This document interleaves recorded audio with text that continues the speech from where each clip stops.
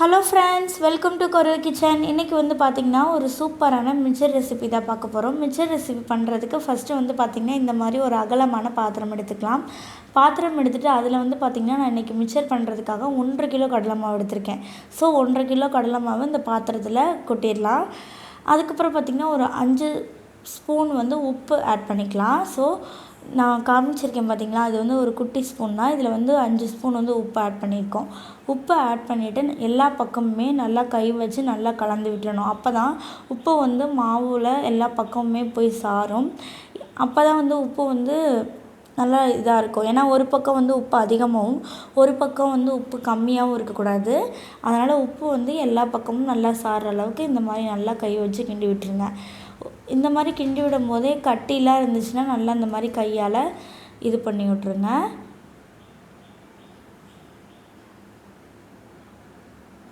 இப்போ அடுத்து வந்து பார்த்திங்கன்னா நம்ம கொஞ்சமாக தண்ணி ஆட் பண்ணிக்கலாம். தண்ணி வந்து எடுத்தோடனேயே நிறைய ஆட் பண்ணிடாதீங்க. பிகினர்ஸாக இருந்தால் மிச்சர் வந்து எனக்கு நல்லா பண்ண தெரியும் அப்படின்னு இருக்கவங்களுக்கு அந்த பக்குவம் தெரியும்.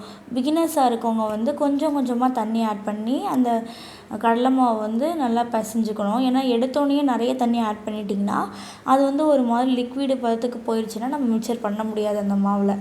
ஸோ நல்லா கொஞ்சம் கொஞ்சமாக தண்ணி ஆட் பண்ணி நல்லா பிசைஞ்சுக்கணும்.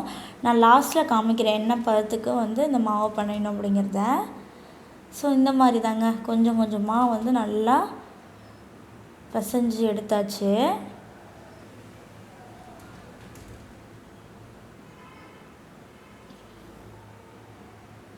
பார்த்திங்கன்னா சட்டியில் வந்து ஒட்டாமல் நல்லா வந்துச்சு பார்த்திங்களா, ஒரு வரமாவு கூட இல்லை. ஸோ இந்த பதத்துக்கு தாங்க நம்மளோட மிச்சர், அதாவது இந்த கடலை மாவு இருக்கணும் மிச்சர் செய்கிறதுக்கு. ஸோ இந்த பதத்துக்கு தான் இருக்கணும். ஸோ இதில் வந்து நம்ம எதுவுமே சேர்க்கல, கடலை மாவு, உப்பு, தண்ணி இந்த 3 மட்டும்தாங்க. ஸோ இந்த பதத்துக்கு தான் இருக்கணும். இப்போ வந்து நான் மிச்சர் பண்ணுறதுக்காக ஸ்டவ் ஆன் பண்ணி அதில் வந்து ஒரு கடாய் வச்சு அதில் வந்து நான் எண்ணெய் வந்து நிறைய ஆட் பண்ணிக்கிறேன்.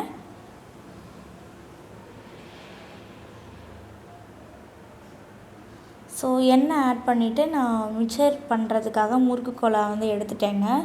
ஸோ இந்த மாதிரி அச்சு இருக்கும் பார்த்திங்கன்னா, ஸ்டார் போட்டது, குட்டி குட்டி குட்டியாக ரவுண்ட் போட்டது இதெல்லாம் இருக்கும். அதில் வந்து நம்ம நான் இப்போ காமிக்கிறேன்ல, இதை தான் நம்ம வந்து எடுத்துக்கணும். இதில் தான் வந்து நம்ம மிச்சர் பண்ண போகிறோம். ஸோ செட் பண்ணிவிட்டு இதில் வந்து நம்ம மாவு வந்து இதுக்குள்ளே வைக்கணுங்க.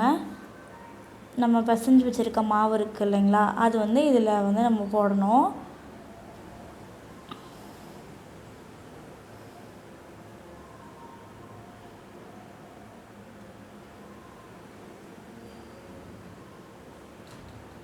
ஸோ போட்டுட்டு இந்த எண்ணெயில் வந்து நம்ம நல்லா இந்த மாதிரி தாங்க பிழிஞ்சு விடணும்.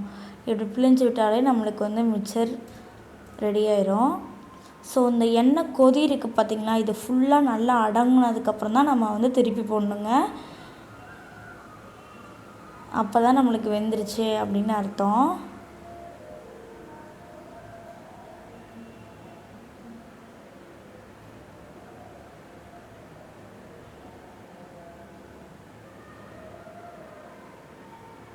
பார்த்திங்களா, முதல்ல எந்த அளவுக்கு எண்ணெய் கொதிச்சிச்சு, இப்போ நல்லா அடங்கிருச்சு.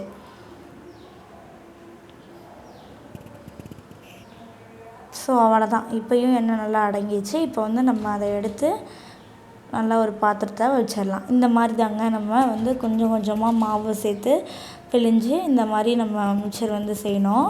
ஸோ அடுத்த செட்டுக்கு அடுத்த இதுவும் நம்ம ரெடி ஆயிடுச்சு.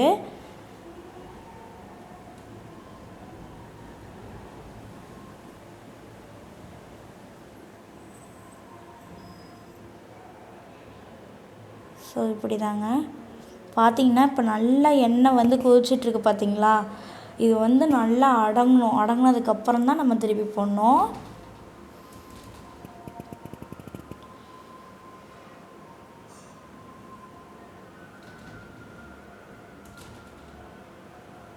அப்போ தான் நல்லா வெந்துருச்சுன்னு அர்த்தம். பார்த்திங்களா, இப்போ கொஞ்சம் கொஞ்சமாக அந்த எண்ணெய் கொதிக்கிறது வந்து குறைஞ்சிட்டே வருது. இப்போ இந்த டைமில் வந்து நம்ம திருப்பி போட்டுடலாம்.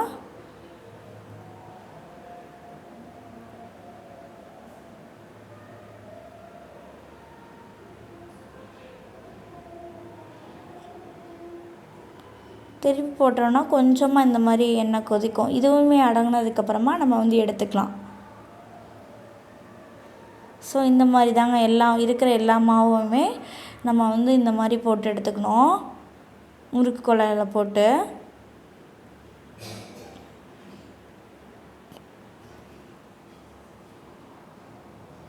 அடுத்து வந்து பார்த்திங்கன்னா நம்ம மிச்சர் மட்டும் நம்ம அந்த மிச்சர் பண்ணுறோம். பட் வந்து இதில் வந்து இந்த மாதிரி ஒரு அச்சு இருக்கும். அந்த பட்டையாக வரும் பேக்கரியிலலாம் விற்கும் பார்த்திங்களா, அந்த பட்டை முறுக்கு மாதிரி அந்த அச்சு எடுத்துக்கலாம். அந்த அச்சு எடுத்துகிட்டு அதே கடலை மாவே நம்ம ஆட் பண்ணி இதில் போட்டுக்கலாம். ஏன்னா அந்த மிச்சரில் இதையுமே நம்ம போடுறப்ப நல்லா சாப்பிட்றதுக்கு ரொம்ப டேஸ்டியாக இருக்கும். ஸோ அதனால தான் இதுவுமே அதே மாதிரி தாங்க. நல்லா கொதி அடங்குற வரைக்கும் நம்ம வந்து வெயிட் பண்ணோம்.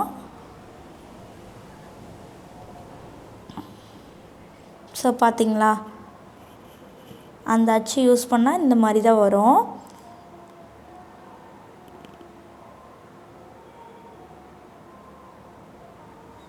ஸோ இப்போ வந்து பார்த்திங்கன்னா கொதி வந்து நல்லா அடங்கிடுச்சு. இப்போ இதையே திருப்பி போட்டுடலாம். திருப்பி போட்டதுக்கப்புறம் பார்த்திங்கன்னா கொஞ்சமாக அந்த கொதி வரும், அதுவுமே அடங்கணும். அந்த எண்ணெயோட இது அடங்கிடுச்சுன்னா இதையே நம்ம எடுத்து அந்த பாத்திரத்தில் வந்து போட்டுடலாம்.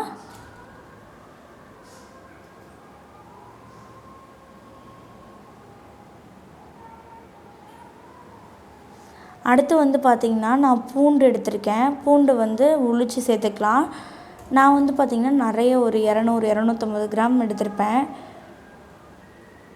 எங்கள் வீட்டில் வந்து பூண்டு நிறைய போட்டு அந்த ஸ்மெல் வந்து ரொம்ப பிடிக்கும். அதனால் நீங்கள் வந்து கொஞ்சம் கம்மியாக கூட ஆட் பண்ணிக்கலாம். பார்க்குறப்ப தான் நிறைய இருக்க மாதிரி தெரியும். இப்போ இந்த மாதிரி எண்ணெயில் போட்டு எடுத்துக்கலாம். அதை எடுத்தோம்னா பார்த்திங்களா அவ்வளோதான் வந்திருக்கு. ஏன்னா அந்த எண்ணெயிலேயே நல்லா வெந்து வந்துருச்சு.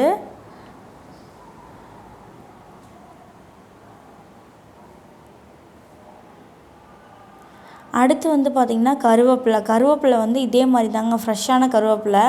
இதை வந்து நம்ம கொத்தோடையே இந்த எண்ணெயில் போட்டுறணும். நீங்கள் வந்து பறித்து தனித்தனியாக இலைய போடக்கூடாது. இந்த மாதிரி கொத்தோடையே போட்டு இந்த மாதிரி எடுத்துக்கணுங்க. எடுத்து இந்த மாதிரி வச்சுருங்க. வச்சுட்டு அடுத்து வந்து பார்த்திங்கன்னா அந்த மிச்சர், அந்த பட்டை முறுக்கெலாம் போட்டோம் இல்லையா, அது எல்லாமே ஒன்றா வந்துருச்சு. இப்போ வந்து இந்த நம்ம பூண்டும் இந்த கருவேப்பிலையுமே ஆட் பண்ணோம். பூண்டு வந்து ஆட் பண்ணுறோம்.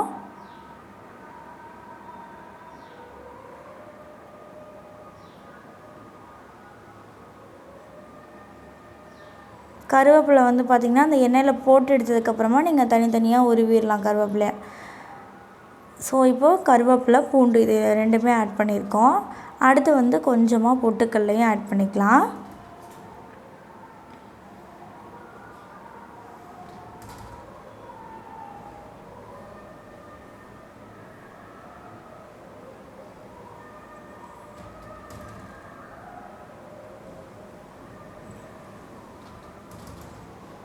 இப்போ வந்து நம்ம மிளகாத்தூள் ஆட் பண்ணிக்கலாம். மிளகாத்தூள் வந்து பார்த்திங்கன்னா நாங்கள் வந்து வீட்டில் அரைச்ச மிளகாத்தூள் தான் ஆட் பண்ணுறோம். நீங்கள் வந்து வரமிளகாத்தூள் விற்கும், அது கூட ஆட் பண்ணிக்கலாம். ஸோ மிளகாத்தூள் வந்து பார்த்திங்கன்னா ஒரு 2 ஸ்பூன் ஆட் பண்ணியிருக்கேன். இப்போதைக்கு 2-3 ஸ்பூன் ஆட் பண்ணியிருக்கேன். ஆட் பண்ணிவிட்டு இந்த மாதிரி நல்லா குலுக்கி விட்டுருங்க. அப்போ தான் அந்த மிளகாத்தூள், அந்த பூண்டு, கருவேப்பிலை, பொட்டுக்கல் இது எல்லாமே அப்படியே எல்லா பக்கமுமே போகும். ஸோ பார்த்திங்களா,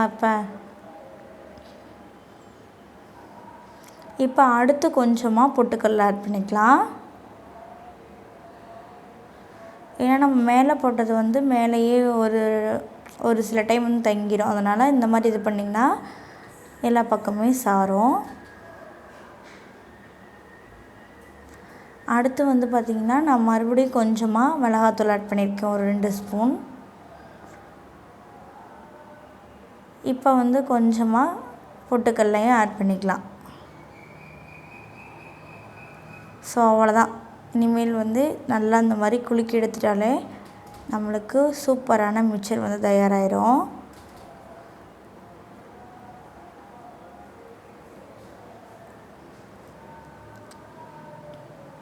பார்த்திங்களா, நம்மளுக்கு வீட்லேயே சூப்பரான மிச்சர் வந்து தயாராகிருச்சு. ஸோ கிட்ஸுக்கெலாம் வந்து பார்த்திங்கன்னா இந்த பட்டை முறுக்கு இருக்குது பார்த்திங்களா, இதுதான் ரொம்ப விரும்பி சாப்பிடுவாங்க. ஸோ மிச்சர் வந்து ரொம்ப சூப்பராக ரெடி ஆயிடுச்சுங்க.